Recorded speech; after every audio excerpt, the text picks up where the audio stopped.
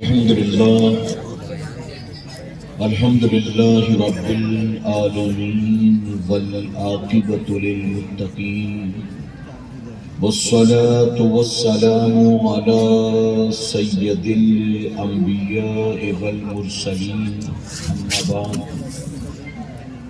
فأعوذ بالله من الشيطان الرجيم بسم الله الرحمن الرحيم كل نفس ذائقة الموت صدق اللہ مولانا العلی العظیم۔ باد توحید کے متوالوں، شمع رسالت کے پروانوں، خاتون جنت حضرت فاطمہ الزہرا رضی اللہ تعالیٰ عنہ کی چاہنے والیوں، آئیے سب سے پہلے ہم اور آپ نہایت ہی ادب اور احترام کے ساتھ اپنے اور ساری کائنات کے مرکز عقیدت جناب محمد الرسول اللہ صلی اللہ تعالیٰ علیہ وسلم کی بارگاہ بکس پناہ میں جس طرح سے میں آپ کو پڑھاؤں، مرد حضرات بآواز بلند، ہماری مائیں بہنیں بچیاں دھیمی آواز میں میرے ساتھ مل کر درود شریف کا نذرانہ کچھ یوں پیش کریں۔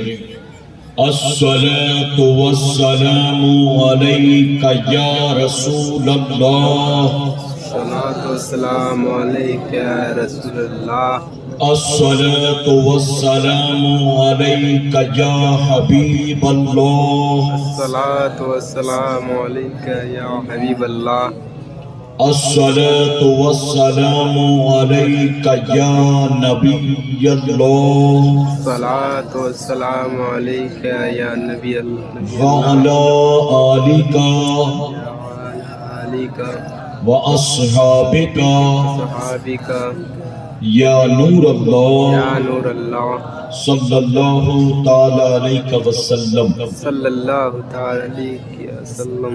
رب کعبہ کی بارگاہ میں دعا ہے، مولا اپنے حبیب صاحب لولاک صلی اللہ تعالی علیہ وسلم کے صدقۃ الفعل ہم تمام حاضرین اور سامعین کو تو ماہ رجب کے فیوز و برکات سے بھرپور مالا مال فرما۔ آمین۔ مولا ہمیں خیر و عافیت کے ساتھ ماہ شعبان و ماہ رمضان المبارک نصیب فرما، آمین۔ اور موت آنے سے پہلے ہم غریبوں، ناتواں، کمزوروں کو ایک مرتبہ ماہ رمضان مدینے میں نصیب فرما۔ آمین۔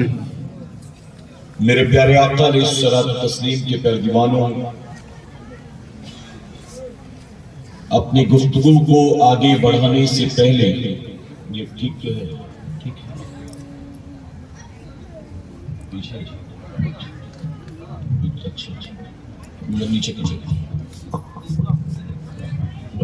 درود شریف پڑھنے ایک بار آپ، اللہم صلی اللہ علیہ وسلم۔ ٹھیک ہے، دیکھیے پیچھے اللہ رب محمد صلی اللہ علیہ وسلم، نحن عباد محمد صلی اللہ علیہ وسلم۔ میرے پیارے آقا علیہ الصلوۃ والتسلیم کے پیروانوں، جب تک یہ ہو رہا ہے میں گزارش کرتا ہوں جو لوگ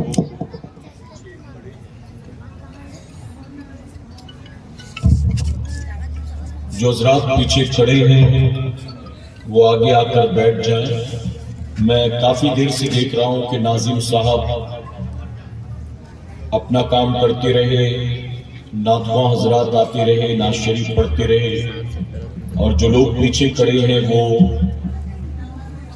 وہیں پر شروع سے کھڑے ہیں، وہ آگے بڑھنے کو تیار نہیں ہیں۔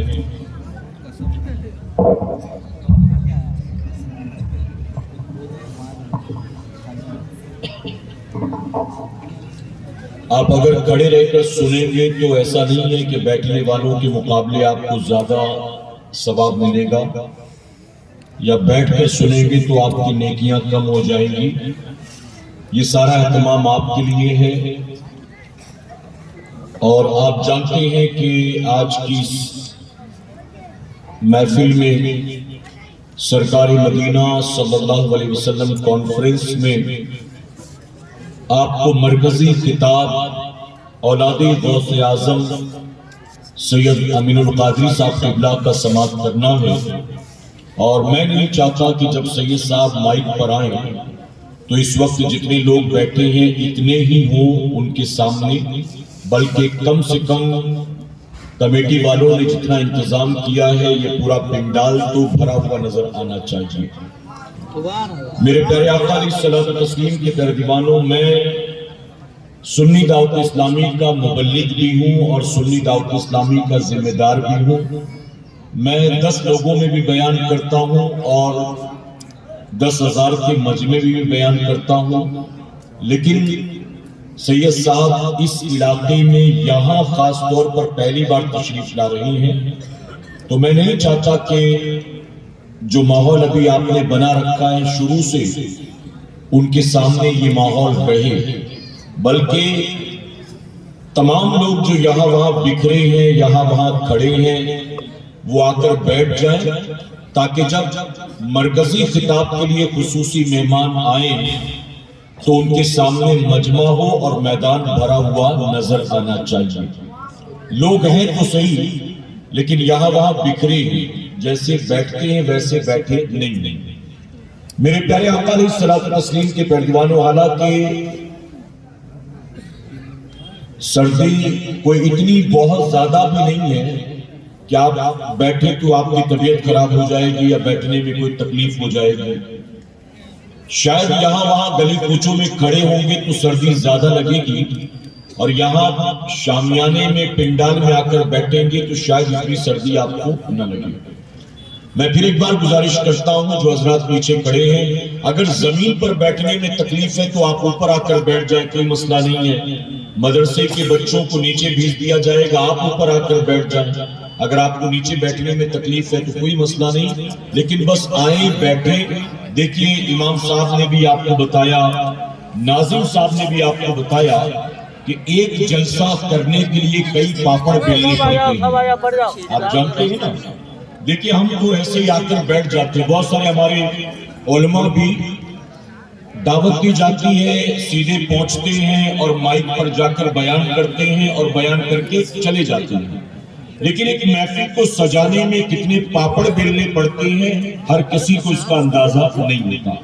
مجھے پتا ہے کیونکہ میں زمینی لیول کا، گراؤنڈ لیول کا آدمی ہوں، میں خود بھی اپنے علاقے میں اجتماعات کرتا ہوں، جن علاقوں کا ذمہ دار ہوں وہاں پر جلسے اجتماعات کرتا ہوں، تو کیسے پرمیشن سے لے کر ڈونیشن تک سارے معاملات ہوتے ہیں اور کتنے مرحلوں سے گزرنا پڑتا ہے، کتنے کمپلیکیشنز ہوتے ہیں، اور مہمانوں کو کس طرح لانا، ان کی خاطر کرنا، ان کے کھلانے پلانے کا، ٹھہرنے کا، اور پھر اطمینان سے واپس ان کے جانے کا، یہ سارا انتظام کرنا یہ بڑا مشکل مرحلہ ہوتا ہے۔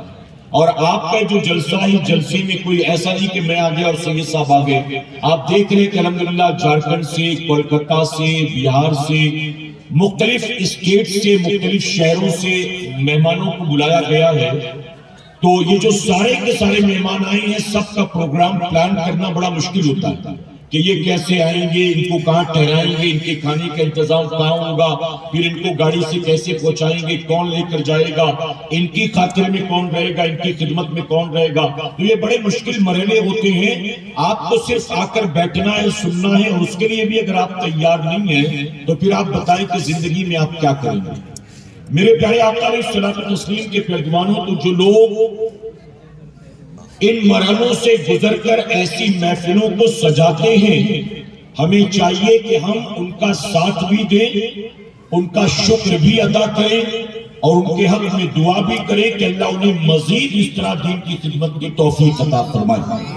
میرے پیارے آقا علیہ الصلوۃ والتسلیم کے پیارے دیوانوں، میں ایک مرتبہ کہیں بیان کرنے کے لیے چلا جا رہا تھا بامبے میں، تو ٹریفک میں یا سگنل پر میری گاڑی رکی، تو جب گاڑی رکی تو میں نے دیکھا قریب میں ایک برج تھا، برج کے پلر میں ایک پوسٹر لگا ہوا تھا، اور اس پوسٹر کو میں نے گاڑی میں بیٹھے بیٹھے پڑھا، تو پوسٹر جو تھا وہ نوٹنکی کا پوسٹر تھا۔ نوٹنکی پتہ ہے نا آپ کو؟ نوٹنکی تو بامبے میں بھی پہلے جو ہے مجھے اب نہیں پتا، لیکن بامبے میں جہاں یو پی بہار والے زیادہ رہتے ہیں وہاں سال میں 2-3 مرتبہ جیسے دیوالی کے موقع پر یا دسمبر میں یا گرمیوں کی چھٹی میں کچھ لوگ وہاں کے یو پی وغیرہ سے نوٹنکی والوں کو بلاتے تھے، گراؤنڈ بک کرتے تھے اور ہفتے 10 دن وہاں نوٹنکی کا پروگرام ہوتا تھا، اس کے ٹکٹ وہ بیچا کرتے تھے، پیسہ کماتے تھے، تو یہ وہ پروگرام آرگنائز کرتے تھے۔ تو میں بیٹھا تھا، بیٹھے بیٹھے میں پوسٹر پڑھ رہا تھا، تو میں نے اوپر سے لے کر نیچے تک پڑھا، سرسری طور پر جو کچھ پڑھنا تھا پڑھا، اس کے بعد نیچے آیوجک کا نام لکھا تھا، نیچے جو آرگنائزر تھے ان کا نام لکھا ہوا تھا، رفیق سیٹھ، پپو بھائی، دلاور خان، یعنی نوٹنکی کے اس پروگرام کے آرگنائزرز جو تھے وہ مسلمان تھے۔ جب میں نے پوسٹر کو پڑھا اور اس کے بعد آرگنائزیشنز کے اور جو آیوجک جو تھے ان کے نام کو پڑھا، تو پڑھنے کے بعد میں نے اللہ کا شکر ادا کیا کہ میرے کریم یہ تیرا بے پناہ کرم اور احسان ہے کہ تو نے ہمیں ایسوں میں پیدا نہیں کیا، تو نے ہمیں اپنے ذکر کی محفل سجانے والوں میں پیدا فرمایا۔ ہم گناہوں کے اڈے نہیں سجاتے، ہم گناہوں کے لیے لوگوں کو جمع نہیں کرتے، ہم اپنی حلال کمائی کا مال حرام کاروبار پر خرچ نہیں کرتے، بلکہ میرے کریم تیرا احسان ہے، ٹوٹے پھوٹے طور پر ہی صحیح، ہم گندے نکمے ہی صحیح، لیکن تیرا کرم ہے کہ تو نے ہمیں اس برائی سے بچایا اور اپنے ذکر کرنے والوں میں ہمیں شامل فرمایا۔ تو یقیناً وہ لوگ خوش نصیب ہوتے ہیں۔ بلکہ میں نے آپ کے یہاں یو پی میں، بہار میں، جھارکھنڈ میں، ویسٹ بنگال میں، اڑیسہ میں دیکھا ہے کہ ہر گاؤں کا تقریباً ایک سالانہ جلسہ ہوتا ہے، ہر گاؤں کا، اور اگر کسی گاؤں میں سالانہ جلسہ نہیں ہوتا ہے تو عرس پاک کا پروگرام ہوتا ہے یا پھر مدرسے کی دستار بندی کا پروگرام ہوتا ہے، لیکن کسی نہ کسی بہانے اس طرح کی دینی محفلیں آپ کے گاؤں دیہات میں سجتی رہتی ہیں۔ میرے پیارے آقا کے پیروانوں، اللہ کا بے پناہ کرم اور احسان ہے، اگر آپ کولابا میں پیدا ہوتے، کف پریڈ میں پیدا ہوتے، لندن میں پیدا ہوتے، امریکہ میں پیدا ہوتے، تو آپ کو ایسی محفلیں زندگی میں شاید کبھی بھی میسر نہیں آتی۔ ہم غریبوں کے گھر میں پیدا ہوئے، ہم ویسٹ بنگال کے کسی گاؤں دیہات میں پیدا ہوئے، ہم اگرچہ غریب ماں باپ کے گھر پیدا ہوئے، لیکن پھر بھی اللہ کا بڑا بے پناہ کرم اور احسان ہے، ایسے علاقے میں پیدا ہوئے جہاں اللہ کا گھر موجود ہے، ایسے علاقے میں پیدا ہوئے جہاں آس پاس مسلمانوں کی بستی ہے، ایسے علاقے میں پیدا ہوئے جہاں دن اور رات میں 5 وقت حی علی الصلاۃ حی علی الفلاح کی آوازیں آتی ہیں، ایسے علاقے میں پیدا ہوئے جہاں سال میں 2-4 مرتبہ اللہ کے ذکر کی محفل میں شرکت کا موقع مل جاتا۔ یہ موقع زندگی میں بار بار آیا نہیں کرتے، ہمیں نہیں پتا۔ دیکھیں میں علماء کی موجودگی میں عرض کرتا ہوں، سردی کی رات ہے نا، میں اگر بامبے سے آیا، سید صاحب ہیں مالیگاؤں کے، لیکن سفر کرتے کرتے وہ گجرات میں کل پروگرام تھا تو گجرات سے آئے، آپ بھی اپنے اپنے گھروں سے نکل کر آئے، جتنے حضرات بھی جہاں سے بھی آئے، آپ بتائیے جو اوپر بیٹھے ہیں، جو نیچے بیٹھے ہیں، جو گلی کوچوں میں کھڑے ہیں، کوئی ایک بھی یہاں پر اپنی ذات کے آئے؟ کیا رشتہ داری کی وجہ سے یہاں آئے ہیں؟ کسی کی شادی اٹینڈ کرنے آئے ہیں؟ کسی بزنس پرپس کے لیے یہاں پر آئے ہیں؟ کوئی مال بیچنے، کوئی سودا خریدنے، کیا آپ اس لیے آئے ہیں؟ اگر آپ اور ہم یہاں آئے ہیں، چاہے جتنے بھی ہیں، آپ اور ہم یہاں آئے ہیں تو ہم سرکار مدینہ کانفرنس کے نام پر آئے ہیں۔ گویا کوئی اپنی ذات کے لیے نہیں آیا، جو آئے ہیں اللہ رسول کے نام پر آئے ہیں۔ اور میرے پیارے آقا کے پیروانوں میں اکثر محفلوں میں یہ کہتا ہوں، اللہ اور اس کے رسول کے نام پر آپ یہاں آ کر بیٹھے ہیں، آپ نے یہاں 1 گھنٹے 2 گھنٹے 3 گھنٹے کا وقت دیا، ارے 2-3 گھنٹے تو بہت بڑی بات ہے، اگر آپ کا 1 لمحہ یہاں بیٹھنا رب قبول کر لے تو کل قیامت کے دن وہی 1 لمحہ جنت کی ضمانت بن جائے گا۔ پوری زندگی ایک طرف ہوگی اور ذکر کی بابرکت محفل میں گزرا 1 لمحہ آپ کے لیے نجات کا سبب بن جائے گا، نجات کا سبب۔ تو یہ موقع زندگی میں بار بار آیا نہیں کرتے۔ میرے پیارے آقا کے پیروانوں، آپ کو شاید یاد ہو، پچھلی مرتبہ آپ کے اسی جلسے میں غالباً فروری کا مہینہ تھا، فیبروری، اس میں میں تھا اور مفتی سلمان اظہری صاحب بھی آئے تھے. جب یہ جلسہ تھا تو جلسے کے وقت آپ نے سوچا تھا کہ یہاں سے جانے کے بعد مفتی صاحب کے ساتھ کیا معاملات ہوں گے؟ آپ نے سوچا تھا؟ یہیں سے جانے کے بعد ہی تو سب کچھ ہوا تھا. اور ایسا بھی نہیں کہ یہاں سے حضرت گئے تو 2-4 مہینے کے بعد وہ بس جانے کے 2-4 دن کے بعد یہ معاملہ پیش آیا. جو بھی ہوا تھا میرے پیارے آقا کے پہلوانوں، ہم بھی نہیں جانتے کہ کل ہمارا کیا ہوگا. کوئی جانتا ہے؟ اسی لیے کبھی کبھی میں کہتا ہوں مسلمانوں، رات ہر سونے والے کو اللہ صبح اٹھنے کی مہلت نہیں دیتا. کتنے ایسے ہیں جو رات سوتے ہیں تو سوتے ہی رہ جاتے ہیں، پھر صبح گھر والے جگاتے ہیں تو پتہ چلتا ہے کہ پتہ نہیں رات کو کتنے بجے ان کا انتقال ہو گیا، ہمیں تو معلوم ہی نہیں. بتائیے ہوتا ہے کیا؟ تو ہر سونے والے کو صبح اٹھنے کی مہلت نہیں ملتی. اگر اللہ مہلت دیتا ہے تو اللہ کا شکر ادا کرو. اگر سانسیں چل رہی ہیں، دل دھڑک رہا ہے، رگوں میں خون دوڑ رہا ہے، آنکھ کان ناک کام کر رہے ہیں، جسم کا جوڑ کام کر رہا ہے، تو یاد رکھنا مسلمانوں، اس میں اپنا کمال نہیں ہے بلکہ سب مولا کا کرم ہے. اپنی مرضی سے کچھ بھی نہیں ہوتا. میں آپ کو اپنی بات بتاؤں، مجھے کوئی بیماری نہیں. جیسے لوگ کہتے ہیں نا کہ شوگر کا مسئلہ، بی پی کا مسئلہ، ہارٹ کا مسئلہ، الگ الگ تکلیفیں ہوتی. حدیث نعمت کے طور پر کہتا ہوں اللہ کا بے پناہ کرم اور احسان، کوئی تکلیف نہیں. رات کو 3.5-4 گھنٹے میں سویا اور اس کے بعد صبح اٹھ کر تیاری کر کے 7:30 بجے گھر سے نکل گیا ایئرپورٹ کے لیے، اور دن بھر سفر کرتے ہوئے تقریباً 3-3:15 کے آس پاس یہاں پہنچا. بالکل فٹ، نہ سر میں درد ہوا، نہ راستے میں نیند آئی، نہ ہاتھ پیر میں درد تھا، کچھ بھی نہیں، بالکل فٹ تھا. لیکن مغرب کے وقت جب سید صاحب بیٹھے روزہ افطار کرنے تو گھر والوں نے مجھ سے کہا کہ سید صاحب افطار کر رہے ہیں، آپ بھی آئیے. میں سید صاحب کے کمرے میں پہنچا تو اچانک مجھے ایسا لگا کہ جیسے ناک سے کچھ بہہ رہا ہو. میں نے سوچا شاید کلائمیٹ چینج ہونے کی وجہ سے سردی وغیرہ ہو گئی ہوگی. تو میں نے جب اس کو صاف کرنے کے لیے رومال نکالا تو ناک سے بالکل فریش بلڈ بہہ رہا تھا، ٹپک رہا تھا، بالکل فریش. اور اتنی دیر میں کہ میں رومال نکال کر اس کو صاف کرنے کی کوشش کرتا، کنٹینیو بہنے لگا میرے بائیں جانب سے، کنٹینیو، اور بالکل بہتا جا رہا تھا میرے کپڑے پر، چادر پر، زمین پر. اور میں دوڑا، فوراً واش بیسن میں گیا، میں نے صاف کیا، لیکن صاف کرنے کے باوجود بھی وہ بند نہیں ہوا، بہتا جا رہا تھا. اور تقریباً یہ آدھے پونے گھنٹے چلا ہے مسلسل. گھر والے بھی پریشان، میں بھی پریشان، میرے سر میں بھی درد نہیں، کوئی تکلیف نہیں. پھر یہ کیسے؟ میرے پیارے آقا علیہ الصلوۃ والتسلیم کے پہلوانوں، یہ اللہ کا بے پناہ کرم اور احسان ہے.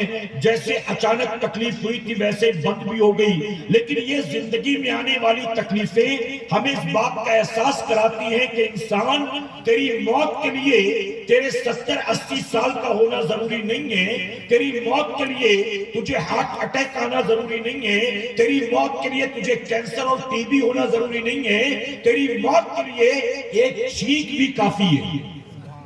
تیری موت کے لیے ایک ٹھوکر بھی کافی ہے. بتائیے کریکٹ ہے کہ نہیں؟ ہمارے ایک دوست ہیں، ہمارے مبلغ ہیں، ان کے والد صاحب کے پیر میں ایک ٹھوکر لگ گئی. کچھ کہیں جا رہے تھے، ایک ٹھوکر لگ گئی. ٹھوکر کی وجہ سے ناخن ٹوٹ گیا اور خون آنے لگا. انہوں نے اس کا علاج کیا. توجہ ہے نا آپ کی جو میں سمجھانا چاہتا ہوں؟ انہوں نے اس کا علاج کرنے کی کوشش کی، لیکن جو زخم ہوا تھا وہ زخم پھیلتا جا رہا تھا، سوکھنے کا نام نہیں لے رہا تھا، کیونکہ ان کو شوگر تھا. آخر کار 1-1.5 مہینے علاج کے بعد ڈاکٹرز نے کہا کہ اس زخم کی وجہ سے زہر آگے بڑھتا جا رہا ہے. اب آپ کے جسم کو زہر سے بچانے کا ایک ہی طریقہ ہے کہ آپ کے پنجے کو کاٹ دیا جائے. آپ کے پنجے مرتا کیا نہ کرتا. انہوں نے کہا چلو ٹھیک ہے، کاٹ دو اس کو. یعنی 1-1.5 مہینے میں انگوٹھے میں ہوا زخم پورے پنجے تک پھیل چکا تھا، اور درد بھی بڑھ گیا اور پیر میں سویلنگ بھی ہو گئی، چلنے میں تکلیف تھی. پنجہ کاٹ دیا گیا. کاٹنے کے بعد سوچا کہ راحت مل جائے گی، لیکن نہیں، تکلیف بڑھتی چلی گئی. آخر کار ان کے اس پاؤں کو جانگ سے کاٹ دیا گیا. اس کے بعد تیسرا آپریشن ہوا اور اوپر سے ان کے پیر کو کاٹا گیا. آپ جانتے ہیں ایک معمولی سی ٹھوکر جو انگوٹھے میں لگی تھی اور چھوٹا سا زخم ہوا تھا، اس زخم کی وجہ سے 3 آپریشن ہوئے، پیر کو ٹکڑے ٹکڑے کر کے کاٹا گیا اور 8 مہینے کے اندر اسی معمولی ٹھوکر کی وجہ سے اس آدمی کا انتقال ہو گیا۔ اس آدمی کا ہمیں اور آپ کو احساس نہیں ہوتا، ہمیں اور آپ کو کبھی موت کا خیال نہیں آتا۔ میرے پیارے آقا علیہ الصلوۃ والتسلیم کے پیروکاروں، میں نے جو آیت کریمہ کی تلاوت کی ہے نا، اللہ فرماتا ہے ہر جاندار چیز کو، ہر نفس کو موت کا مزہ چکھنا۔ ہم سے پہلے جتنے لوگ بھی آ کر چلے گئے، کیا بتائیے کوئی موت سے اپنے آپ کو بچا سکا؟ ہم اور ہمارے بعد جو لوگ آئیں گے، اپنے آپ کو کیا کوئی موت سے بچا سکتا؟ میرے پیارے آقا کے پیروکاروں، اللہ نے جو باغی تھے، غدار تھے، نافرمان تھے، ان کو بھی موت کا مزہ چکھایا، اور جو فرما بردار تھے، نیک تھے، اطاعت گزار تھے، ان کو بھی موت کا مزہ چکھایا ہے۔ صرف اللہ کی ذات وہ ہے جو کل بھی تھی، آج بھی ہے، ہمیشہ رہنے والی ہے، علاوہ اس کے تو ہر کسی کو موت کا مزہ چکھنا ہے۔ میرے پیارے آقا علیہ الصلوۃ والتسلیم کے پیروکاروں، ہم اپنی زندگی میں موت کا تصور بھی نہیں کرتے، ہم اپنے جیتے جی موت کو شاید کبھی یاد بھی نہیں کرتے، لیکن یاد رکھیں جب موت کا فرشتہ روح کو قبض کرنے کے لیے آئے گا، عمر نہیں دیکھتا، چہرہ نہیں دیکھتا، مال و دولت نہیں دیکھتا، آپ کی ایجوکیشن کو نہیں دیکھتا، آپ کی کوالیفیکیشن کو نہیں دیکھتا، لوگ کتنے پریشان ہوں گے اس کی فکر نہیں کرتا، کتنے لوگ آپ پر ڈیپینڈ ہیں اس کی پرواہ نہیں کرتا۔ جب موت کا فرشتہ کسی بندے کی روح قبض کرنے کے لیے آتا ہے، وہ چاہے نہ چاہے، گھر والے روتے بلکتے رہے، لیکن موت کا فرشتہ انسان کی روح کو قبض کر کے لے جاتا ہے اور اس کے پیچھے تمام لوگوں کو روتا بلکتا چھوڑ دیا جاتا۔ یہ ریالٹی ہے، یہ ایک ایسی حقیقت ہے جسے آج نہیں تو کل ہمیں اور آپ کو بھی فیس کرنا۔ بتائیے نا، کبھی کبھی ایسا ہوتا ہے، میری بات سمجھ میں آ رہی نا آپ کی؟ میں صرف آپ کا ذہن بنا رہا ہوں، آپ کو اصل خطاب سید امین القادری صاحب قبلہ کا سننا ہے انشاءاللہ۔ میں آپ کا صرف ذہن بنا رہا ہوں۔ میرے پیارے آقا علیہ الصلوۃ والتسلیم کے پیروکاروں، اللہ قرآن مقدس میں ارشاد فرماتا ہے ہر جاندار کو موت کا مزہ چکھنا، ہر جاندار کو۔ کبھی کبھی ایسا ہوتا ہے کہ گھر میں 62 65 68 سال کا بوڑھا باپ یا دادا جو بیمار بستر پر پڑا تھا، وہ ویسے ہی بیمار بستر پر پڑا رہتا ہے، اور اس کی آنکھوں کے سامنے اس کا 22 25 28 سال کا جوان بیٹا یا پوتا دنیا سے رخصت ہو جاتا ہے۔ بتائیے، ہم نے کئی والدین کو دیکھا، ایک باپ جو اپنے بیٹے کو بات بات پر ڈانٹتا ہے، کپڑا کتنا میلا کر لیا، کہیں بھی بیٹھ جاتا ہے، تھوڑا بھی خیال نہیں رکھتا، دیکھ کپڑے پہ دھول لگ گئی، دیکھ کپڑے پہ مٹی لگ گئی، دیکھ کپڑے پہ داغ لگ گیا۔ اپنے جوان بیٹے کے کپڑے کو دیکھ کر جو باپ اپنے بیٹے کو ڈانٹتا ہے اور ناراض ہوتا ہے، ہم نے دیکھا کہ ایک وقت ایسا آتا ہے اسی جوان بیٹے کو جب قبر میں اتارا جاتا ہے تو جس کے کپڑے پر داغ کو دیکھنا بھی باپ کو پسند نہ تھا، وہی بوڑھا باپ اپنے کانپتے ہاتھوں سے اپنے بیٹے کی لاش پر مٹی ڈالتا۔ وہی بوڑھا باپ، کیا آپ نے یہ نہیں دیکھا؟ میرے پیارے آقا علیہ الصلوۃ والتسلیم کے پیروکاروں، ہمارا مسئلہ کیا ہے؟ دیکھیں، توجہ سے آپ سنیے گا۔ میں نے آگے آ کر بیٹھنے کی درخواست کی، جو لوگ آ کر بیٹھ گئے، ظاہر ہے کہ ان کو بات سمجھ میں آ رہی ہے، اور وہ سمجھنے والے ہیں، اسی وجہ سے انہوں نے ریکویسٹ کو قبول کیا اور آ کر بیٹھ گئے۔ ٹھیک ہے، تو میں اب آپ سے مخاطب ہوں جو میرے سامنے موجود ہیں، اور ساتھ ہی اپنی ماں بہنوں اور بچوں سے توجہ کے ساتھ آپ سنیے۔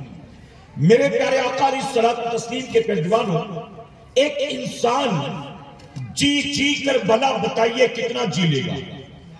پہلے والوں کی زندگیاں بہت لمبی ہوتی تھی، لیکن اب تو زندگی مختصر ہو چکی۔ اگر آپ 60 سال کے ہو گئے تو اللہ کا شکر ادا کریں، اگر 65 70 کے پہنچ گئے تو اللہ کا دن رات شکر ادا کریں۔ کہ اللہ نے آپ کو اس عمر تک پہنچا دیا، آپ کب تک زندہ رہو گے اس کی کوئی گارنٹی نہیں۔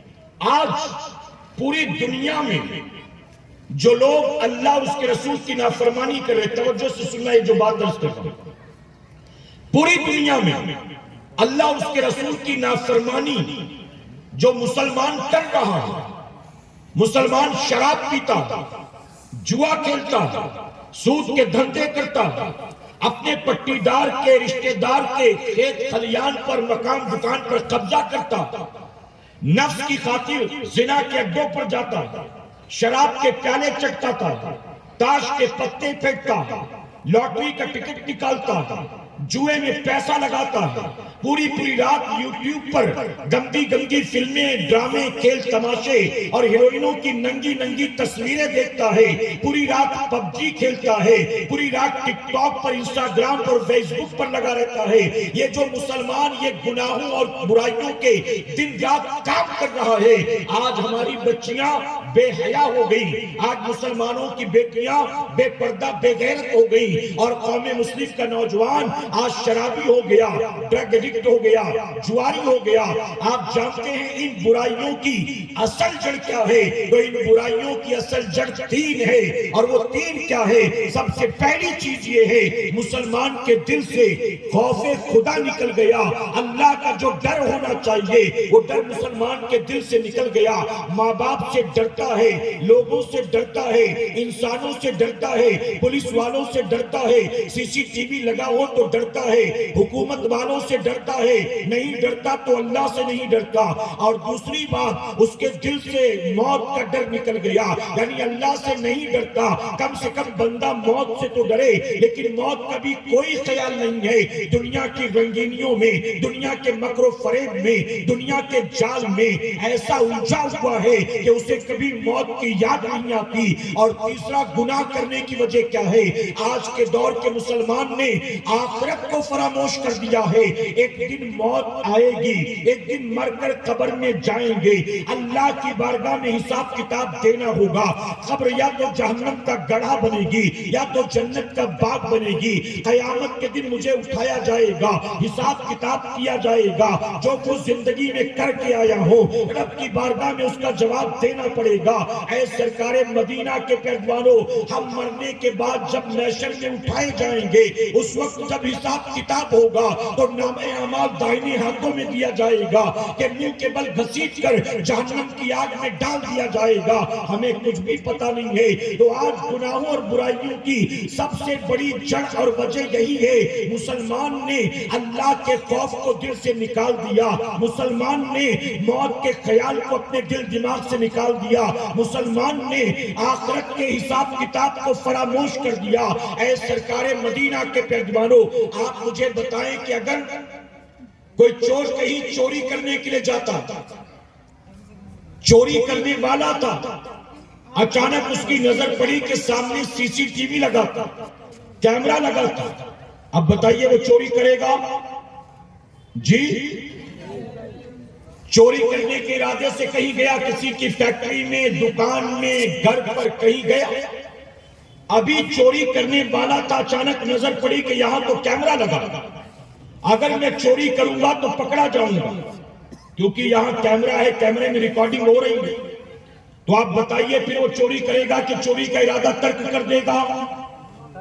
ارے وہ بندہ جو چور اچکا ہو، وہ بندہ جو حرام کمانے حرام کھانے والا ہو، اگر وہ کہیں پر کیمرہ لگا دیکھے تو ڈر جاتا ہے، اور ایک کیمرے کی وجہ سے چوری کا ارادہ ترک کر دیتا ہے۔ میرے پیارے آقا کے پیروانوں، یاد رکھنا، کیمرہ اگر اس طرف منہ کر کے لگا ہے تو یہی کی چیزیں اس کو نظر آئیں گی، اس کو دائیں بائیں کی اور پیچھے کی چیزیں نظر آنے والی نہیں ہیں۔ اگر کیمرے کا رخ اس طرف ہے تو سامنے موجود چیزیں کیمرے میں نظر آئیں گی، اس کے پیچھے کیا چل رہا ہے کیمرے میں نظر نہیں آئے گا۔ لیکن آپ جانتے ہو اللہ تبارک و تعالیٰ کا دیکھنا کیسا ہے؟ اللہ دنیا کے کیمروں کی طرح نہیں دیکھتا، اللہ ہمارے اور آپ کی طرح انسانوں کی طرح نہیں دیکھتا، بلکہ صوفیہ نے فرمایا اللہ کو دیکھنا اماوس کی کالی رات میں کالے رنگ کے پہاڑ پر کالے رنگ کی زار میں، کالے رنگ کی مٹی میں جب کالے رنگ کی چینٹی چلتی ہے تو اللہ اس چینٹی کو بھی دیکھتا ہے۔